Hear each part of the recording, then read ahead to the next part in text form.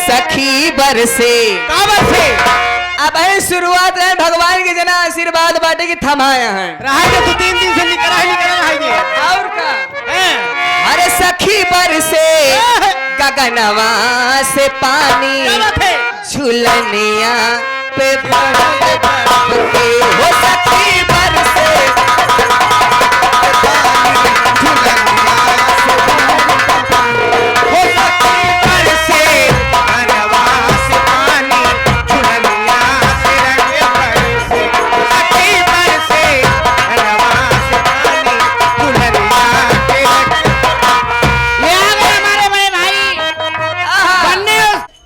आशीर्वाद हम उन्हें तहे दिल से शुक्रिया अदा करती हूँ। कैसे? काला बदरवा कजरवा निहारे काला बदरवा कजरवा निहारे काला बदरवा कजरवा निहारे काला बदरवा कजरवा निहारे बैरी पवनवा घुमता मोरा तारे बैरी पवनवा घुमता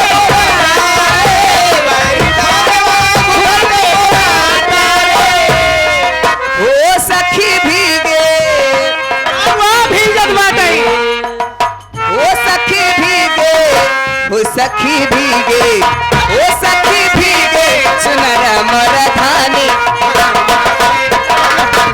सखी भीगे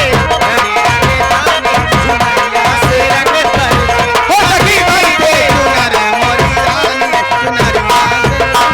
और कैसे हो बरसात में ना जनात ना कि पानी में गोड़ पड़त बा कि कीचा में अरे बाप रे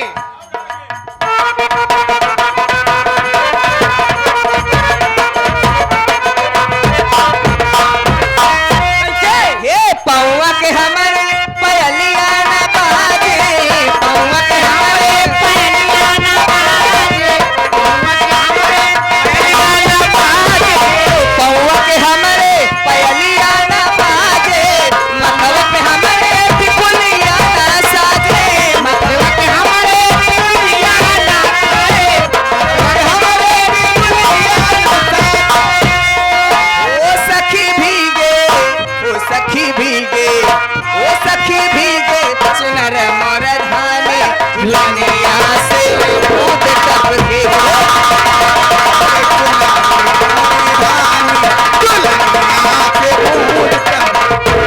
पौवा के हमारे पयलिया ना बाजे पौवा के हमारे पयलिया ना बाजे मथवा के हमारे टिकुलिया ना साजे मथवा के हमारे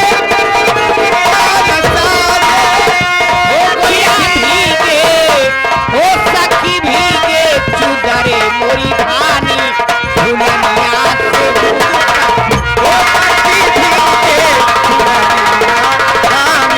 चुनरिया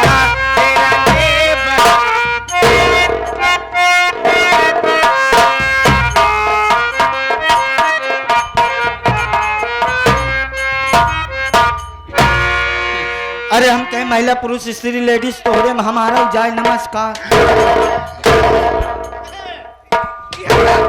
ये कहते नदी क्या अरे महिला पुरुष स्त्री लेडीज तोहरे में हमारा जाए कारनामा तू करत हा पेलात हम ही का नाम हो का तहां पेलाते हैं नदी का मरात है पेलाता रे मराता हबे मराता का करे ऐसा कारनामा ए मौलवी जी ये आगे ये हमारे विजय भैया जो कि लखनीपुर तरफ से 91 का पुरस्कार बहुत बहुत शुक्रिया।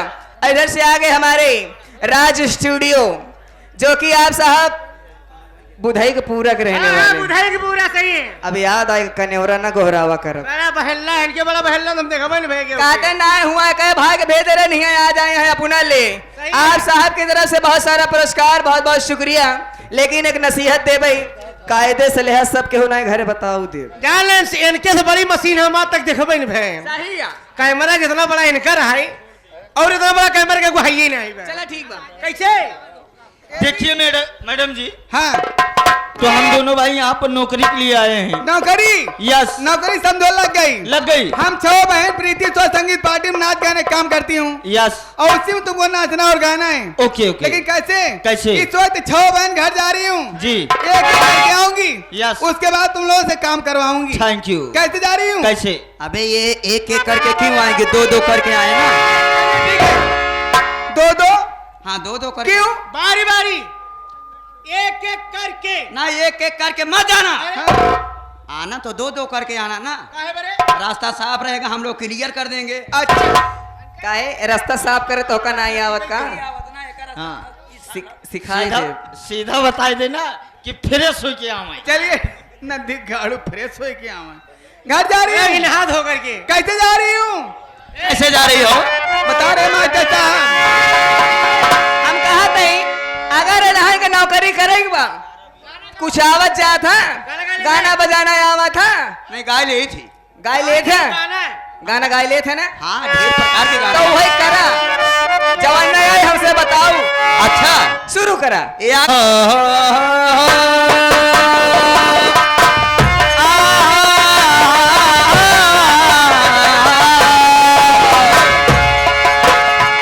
ओ लालू पट्टे वाली जरा नाम तो बता।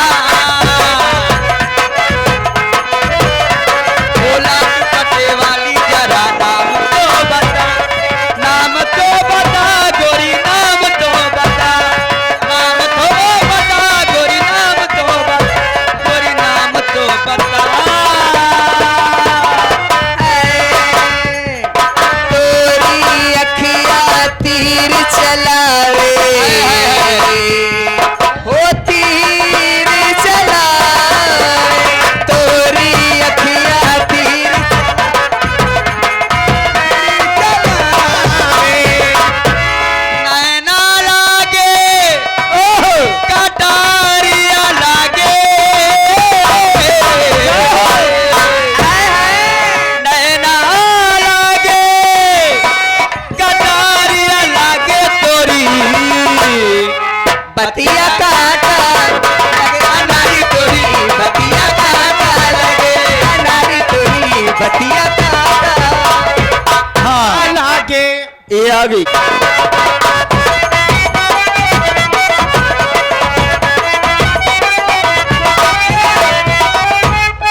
हो टम टम डिगा डिगा, मौसम भिगा भिगा, टम टम डिगा डिगा, मौसम भिगा भिगा, दुनिया में तो गिरा, मैं तो गिरा, हाय अल्लाह, सूरत आपकी सुभान अल्लाह, हाय अल्लाह, सुभान अल्लाह, हाय अल्लाह। ए दीदी, ये देखिए आगे बहुत ही अच्छी पार्टी, बहुत ही अच्छे मालिक।